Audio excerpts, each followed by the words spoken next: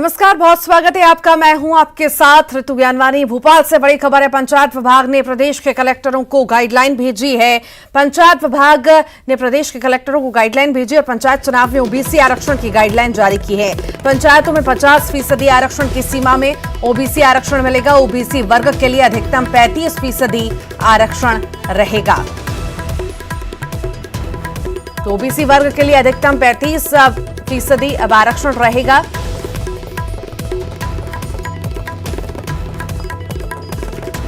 पंचायत विभाग ने प्रदेश के कलेक्टरों को गाइडलाइन भेजी है। इस वक्त की बड़ी खबर आपको बता रहे हैं। पंचायत विभाग ने प्रदेश के कलेक्टरों को गाइडलाइन भेजी है। पंचायत चुनाव में ओबीसी आरक्षण की गाइडलाइन जारी की गई है। पंचायतों में 50% आरक्षण की सीमा में मिलेगा आरक्षण।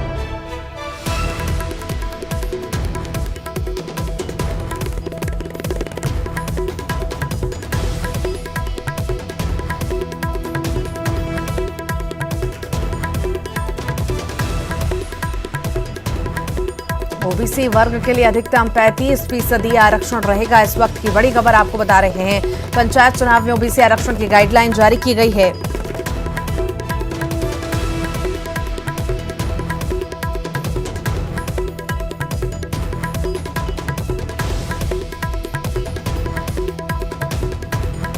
पंचायत विभाग ने प्रदेश के कलेक्टरों को गाइडलाइन भेजी है। पंचायत चुनाव में ओबीसी आरक्षण को गाइडलाइन जारी की गई है। 50% आरक्षण की सीमा में ओबीसी आरक्षण मिलेगा।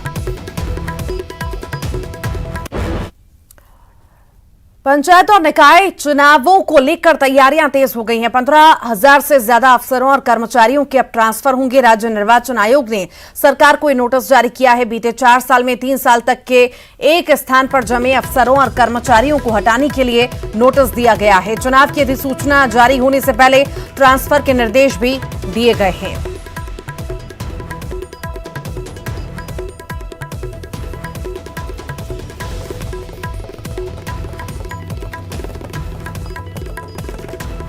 तो पंचायत और नगरीय निकाय चुनावों को लेकर तैयारियां अब तेज हो गई हैं। अफसरों और कर्मचारियों के ट्रांसफर होंगे। और इसी पर अधिक जानकारी के लिए जितेंद्र जुड़ गए हैं। जितेंद्र, पंचायत नगरीय निकाय चुनावों की तैयारियां अब तेज हो गई हैं। कई सारे अफसरों के तबादले होंगे, ट्रांसफर होंगे। क्या ज्यादा जानकारी इस वक्त? देखिए, अगर बात कर रहे हैं तो पंचायत चुनाव को लेकर और साथ ही नगरीय निकाय चुनाव को लेकर भी पूरी तैयारी यहाँ शुरू हो चुकी हैं। अगर बात करें तो 1 से लेकर 3 साल और 5 साल तक के जो अधिकारी एक ही जगह पर जमे हुए हैं, कहीं ना कहीं उन पर अब वहां से हटाने की कार्रवाई की जा रही है। और अगर बात करें तो उनका स्थानांतरण भी किया जा रहा है। इसके अलग हटकर बात करें तो एक जारी अधिसूचना में ये कहा गया है कि तकरीबन जो अभी तक वहां पर क्षेत्र में चाहे पंच हो, सरपंच हो, अध्यक्ष हो, इन सारी चीजों का जो आरक्षण है उसके लिए पूरी विधिवत प्रक्रिया की जाए। इसके अलावा वहां पर रहने वाले जो जातिगत समीकरण है उसका भी रूपरेखा ब्यौरा तैयार किया जाए, ताकि 25 मई तक ये डाटा सभी कलेक्टरों के द्वारा सम्मिलित किया जा सके कि किस तरह से आगे का कार्यक्रम, चुनावी कार्यक्रम तय किया जा सके। लगभग कितने साल के स्थान पर जो जमे हुए अफसर हैं उनका तबादला होगा और कहां कहां का होगा, इस बारे में कुछ जानकारी? देखिए, संपूर्ण जगह पर नगरीय निकाय चुनाव होना है, पंचायत चुनाव होना है, तो जाहिर सी बात है हर जगह जहां पर जो अधिकारी लंबे समय से जमे हैं, जो चुनाव या किसी तरह से किसी कार्य को प्रभावित कर सकते हैं या फिर किसी कैंडिडेट के वो रिलेटिव होते हैं, तो जाहिर सी बात है उनका वहां से स्थानांतरण किया जाएगा। उनके आदेश भी लगातार जारी हैं और इसकी शुरुआत भोपाल से भी हो चुकी है।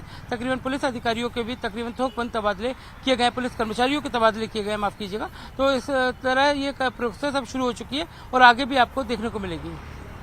जी, बहुत शुक्रिया जानकारी को साझा करने के लिए जितेंद्र। भोपाल से बड़ी खबर है। आज पर एक्शन में है सीएम शिवराज। सुबह 6:30 बजे भिंड और सीधी जिले की बैठक की है। बैठक में मंत्री अरविंद सिंह भदौरिया, ओपीएस भदौरिया और प्रभारी मंत्री गोविंद सिंह राजपूत भी जुड़े। सीधी जिले की प्रभारी मंत्री मीना सिंह भी बैठक में शामिल हुई। दोनों जिलों से जुड़े मुद्दों को लेकर सीएम शिवराज की अहम बैठक हुई है। सीएम ने कहा है एक्शन और प्रोत्साहन साथ साथ हो। मुख्यमंत्री शिवराज सिंह चौहान ने कहा है कि जो अधिकारी कर्मचारी गड़बड़ी करें उनके खिलाफ एक्शन लिया जाए और जो अच्छा काम करें उनके काम को प्रोत्साहन मिले।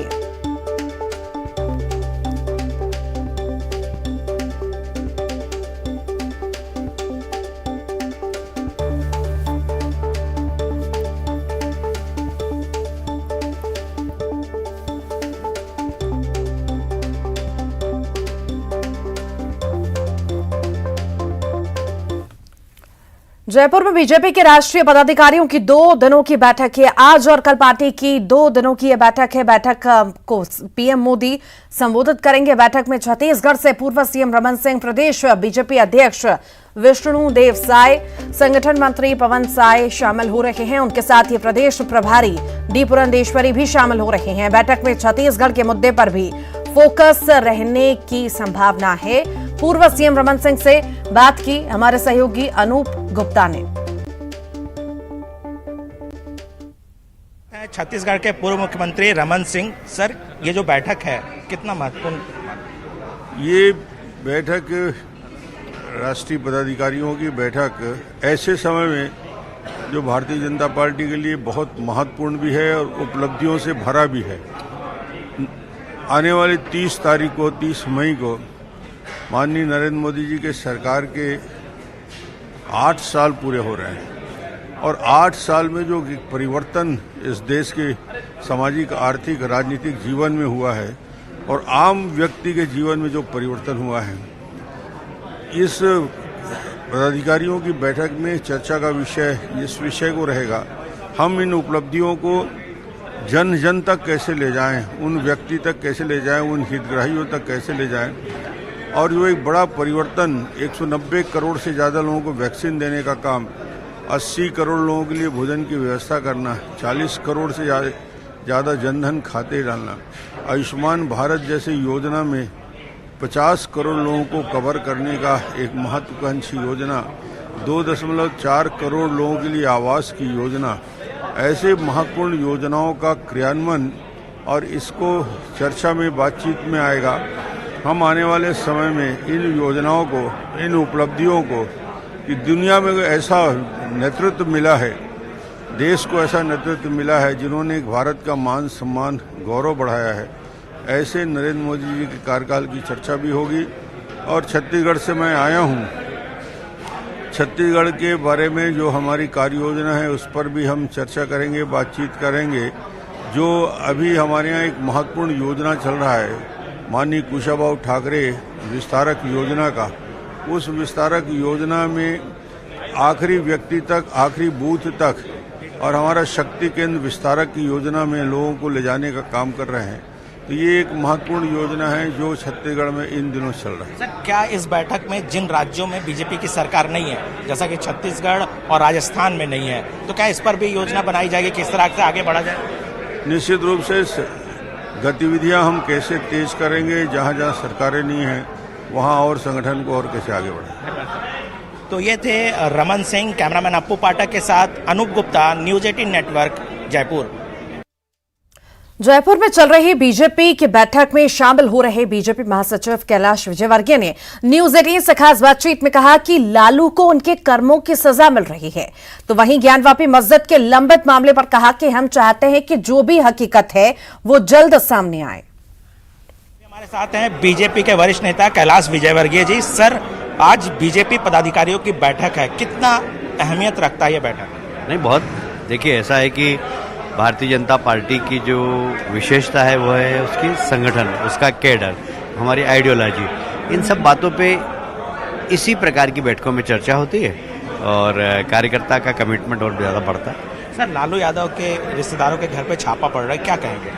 अब लालू जी के कर्मों की सजा तो उनको मिलेगी। जिस तरीके से उन्होंने बिहार में अराजकता की, सरकार का दुरुपयोग किया अपने लिए, अपने परिवार के लिए, तो ये सब सजा तो उनको मिलेगी। और कोई भारतीय जनता पार्टी की सरकार के द्वारा नहीं, पहले से काफ़ी केस चल रहे हैं उनके ऊपर, उसी की जांच हुई होगी। उसके बारे में मुझे डिटेल जानकारी तो नहीं, पर सीबीआई जांच करती है तो निष्पक्ष करती है। सर जो ज्ञानवापी का मसला है, आपको लगता है कि जल्द से जल्द सुलझ जाना चाहिए, सच्चाई जनता के सामने आनी चाहिए? अब चूंकि वो न्यायालय में, इसके लिए अब मैं कोई प्रतिक्रिया तो नहीं दूंगा। बाकी ये बात सही है कि आपकी बात का समर्थन करता हूं कि वो एक निर्णायक दौर पर जाना चाहिए। धन्यवाद सर। तो ये थे कैलाश विजयवर्गीय।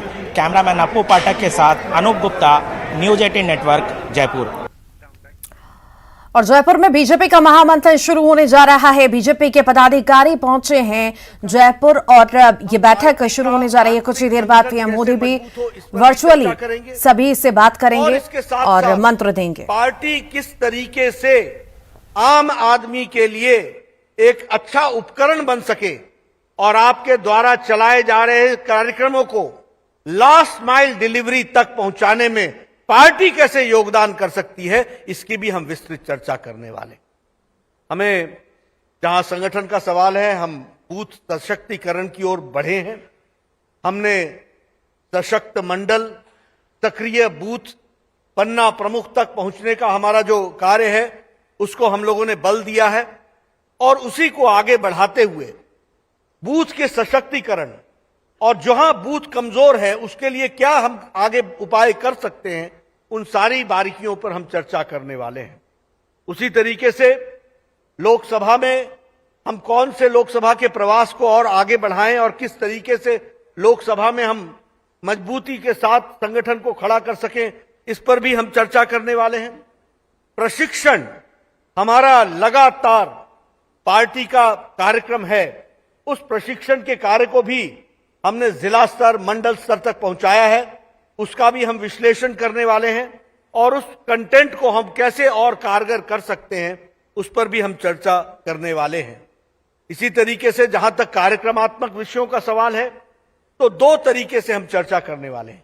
एक तो हमारे संगठन के जबलपुर से बड़ी खबर है। पंचायत चुनाव को लेकर जिला प्रशासन की प्रतिक्रिया आज से शुरू हो रही है। निर्वाचन क्षेत्रों के आरक्षण की प्रक्रिया पर काम होगा। जिले में पंच, सरपंच, जनपद अध्यक्ष, जनपद पंचायतों और जिला पंचायत के निर्वाचन क्षेत्रों के आरक्षण की प्रक्रिया होगी। तमाम पदों की संख्या के विवरण की सूचना 23 मई को प्रकाशित होगी। ग्राम पंचायतों के आरक्षण की कार्यवाही और आरक्षण का प्रकाशन 25 मई को होगा।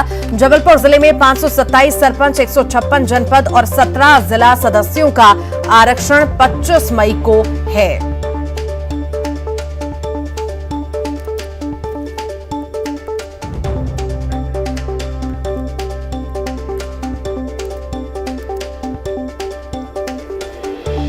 और इसी पर अधिक जानकारी के लिए पवन पटेल हमारे साथ जबलपुर से जुड़ गए। पवन, पंचायत चुनाव को लेकर जिला प्रशासन की प्रक्रिया आज से शुरू होने जा रही है, क्या ज्यादा जानकारी? बिल्कुल ऋतु, आज से प्रक्रिया शुरू हो जाएगी और जबलपुर की जनपद, जिला पंचायत, जनपद पंचायत और ग्राम पंचायतों में आरक्षण की प्रक्रिया शुरू होगी, जिसमें दो प्रकार से आरक्षण होना है। एक तो क्षेत्रवार आरक्षण होना है, दूसरा जो चुनाव लड़ेंगे प्रत्याशी उनके पदों का आरक्षण होना है, यानी किस कैटेगरी को किस तरह से, किस क्षेत्र में किस कैटेगरी के किस जाति वर्ग को के प्रत्याशी उतरेंगे।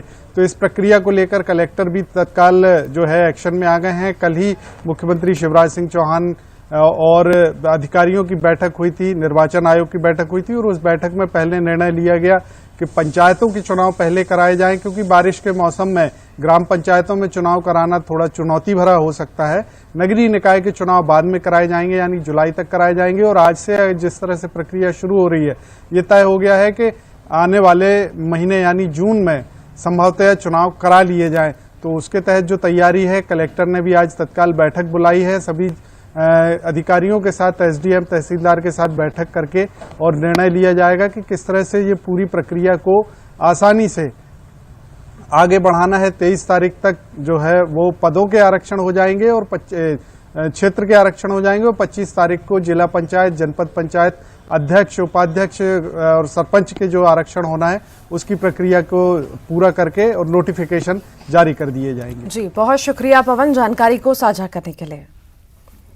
बिलासपुर से बड़ी खबर है। कैदी विदेशी राम की मौत की न्यायिक जांच होगी। सेंट्रल जेल में बंद था कैदी विदेशी राम। परिजन ने हत्या का आरोप लगाया है। 5 दिन पहले छोटे लाल की मौत की जांच शुरू हुई और अब ये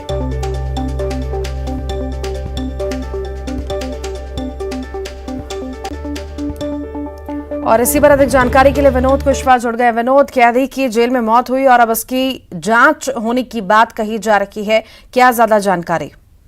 ऋतु, कल जिस तरह से परिजनों ने हंगामा किया था और 5 दिन पहले भी छोटे लाल जिसकी मौत जेल में बंद होने की बात कर दी गई थी, दोनों ही मामले संदिग्ध नजर आ रहे हैं। हालांकि छोटे लाल की मौत की जांच जो है वो शुरू कर दी गई है कई बिंदुओं पर। और कल जिस तरह का मामला सामने आया, जब परिजनों ने डेड बॉडी को देखा, तो डेड बॉडी के चूंकि हाथ पैर बंधे हुए थे, रस्सी के निशान थे, ऐसे में आशंका यही जताई जा रही कि हाथ पैर बांध करके उसकी पिटाई की गई और जब वो मरणासन्न हालत में पहुंच गया तब उसे अस्पताल दाखिल किया गया। तो आरोप है परिजनों का कि उसकी हत्या कर दी गई जेल में मारपीट करके। ये लंबे समय से ये परिस्थितियां चलती रही और 5 दिन में 2 मौतों को लेकर के अब खासा बवाल शुरू हो गया है। परिजनों की मांग पर न्यायिक जांच के आदेश दे दिए गए हैं विदेशी राम के मामले में, और अब न्यायिक जांच भी शुरू होगी। कल शव का पंचनामा कराए जाने के बाद उसकी वीडियोग्राफी कराई गई थी और तमाम बिंदुओं पर जांच की गई थी। तब ऐसा लगता है कि जो जेल के अंदर जो कुछ भी कारगुजारियां चल रही हैं वो न्यायिक जांच के बाद सामने आ सकेंगी। हालांकि पहले ये होता था कि जिला मजिस्ट्रेट या जो जिले के अधिकारी होते थे वो आकस्मिक छापा भी मारते थे, लेकिन वो चीजें जो है काफी दिनों से बंद हैं। और यही वजह है कि जेल के अंदर 4 दीवारी में कुछ मनमानी जो चल रही है उसकी परिस्थितियां सामने आ रही हैं इन तस्वीरों के जरिए। जी, बहुत शुक्रिया जानकारी को साझा करने के लिए विनोद।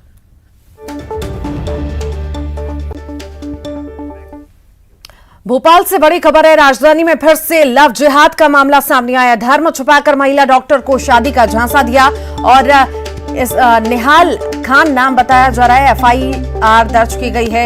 अशोक गार्डन थाना पुलिस ने एफआईआर दर्ज की है। आरोपी महिला पर धर्म परिवर्तन कर शादी करने का दबाव बना रहा था। पुलिस ने रेप धार्मिक स्वतंत्रता अधिनियम 2021 के तहत मामला दर्ज किया है।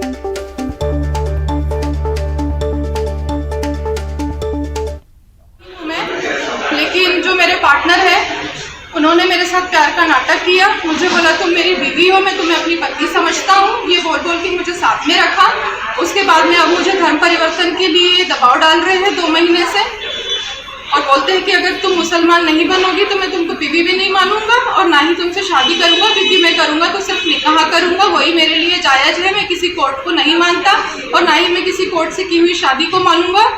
और जो प्रॉपर्टी है अपने नाम मैंने कर ली है, तुमको जो करना है वो कर लो। अब तुम्हारे पास कुछ नहीं है, तुम्हारा सब कुछ तुम्हें वापस मैं तभी दूंगा जब तुम मुसलमान बनोगे। इन्होंने जो है हॉस्पिटल के दोनों डॉक्यूमेंट चेंज करवा लिए हैं और अब ये जो है धर्म परिवर्तन के लिए मेरे ऊपर दबाव बना रहे हैं।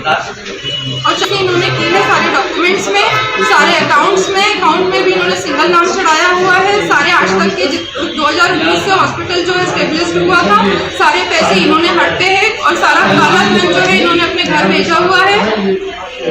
और सारे काले कारनामे जो है हॉस्पिटल में मुस्लिमों का साथ लेके और ये उनके साथ वाले का साथ लेके करते हैं। और आज जब मेरे महिला कर्मचारी के साथ जो ST/SC से बिलोंग करती है और एक महिला कर्मचारी है उसके साथ एक मुस्लिम ने गलत व्यवहार किया, उसको टच किया, उसको जो है ऑफर किया कि तुम मेरी बीवी बन जाओ, मैं 4-5 बीवियां रख सकता हूँ। और इसी पर अधिक जानकारी के लिए जितेंद्र शर्मा जुड़ गए हैं। जितेंद्र, धर्म छुपाकर महिला डॉक्टर को शादी का झांसा दिया गया, लगातार ये मामले आ रहे हैं। बीच में ऐसा लगा था कि नहीं सरकार सख्त हुई है तो कहीं ना कहीं इसमें रोक लगेगी, पर निरंतर ऐसे मामले सामने आ रहे हैं। बिल्कुल, अगर बात करें तो मुख्यमंत्री शिवराज सिंह चौहान ने कल की जो बैठक ली थी उसमें भी अधिकारियों को फटकार लगाई थी कि लव जिहाद के मामले पर अंकुश लगाया जाए, इस तरह के मामले सामने नहीं आना चाहिए। मगर ये मामला भोपाल राजधानी में ही नजर आया, जहां पर अशोक गार्डन में एक जो है महिला डॉक्टर जो पेशे से फिजियोथेरेपिस्ट हैं, उसके 2 अस्पतालों पर एक निहाल खान नाम के युवक ने कब्जा कर लिया। साथ ही उसके साथ जोस्ती मारपीट की, प्रताड़ना की और धर्म छुपाकर शादी करने की बात कही है। हालांकि पूरे मामले में अशोकनगर थाने में लव जिहाद के तहत मामला दर्ज कर लिया गया है, कार्रवाई की जा रही है, मगर अभी जो है आरोपी फरार बताया जा रहा है। और ये जो है युवती पीड़िता है जिसके दोनों ही अस्पताल बताया जा रहा है, उस पर कब्जा कर लिया गया है। तो कह सकते हैं कि ये मामला है। हालांकि पुलिस अब देखते हैं इसमें किस तक आरोपी तक पहुंच पाती है, ये देखने वाली बात है। मगर लव जिहाद का मामला एक बार फिर राजधानी भोपाल में ही सामने आया है। जी, बहुत शुक्रिया जितेंद्र जानकारी को साझा करने के लिए।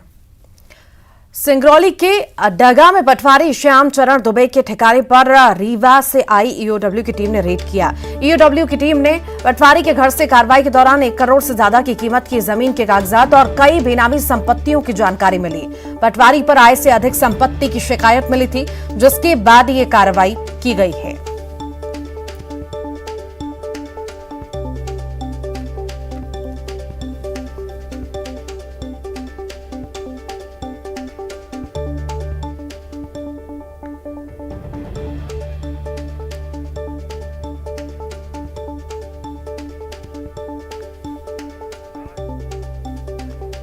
और इसी पर अधिक जानकारी के लिए राज द्विवेदी हमारे साथ जुड़ गए हैं।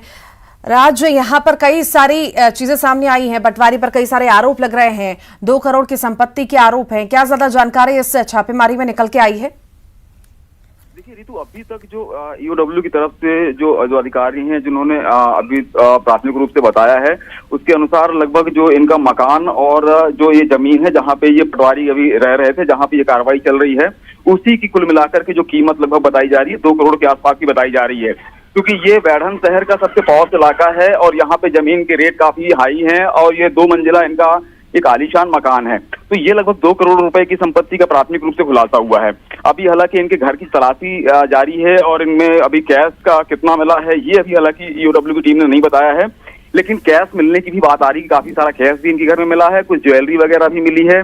अभी ईओडब्ल्यू की टीम अभी इसमें और भी कागज तलाश रही है कि इनके पास में और भी जमीन है क्या, और भी कुछ बेनामी संपत्तियां हैं, गाड़ी कितनी है, क्योंकि अभी इनके पास में 2 4 व्हीलर जो गाड़ी हैं उनका भी बात सामने आई है। तो अभी बिल्कुल प्राथमिक तौर पे है, सुबह से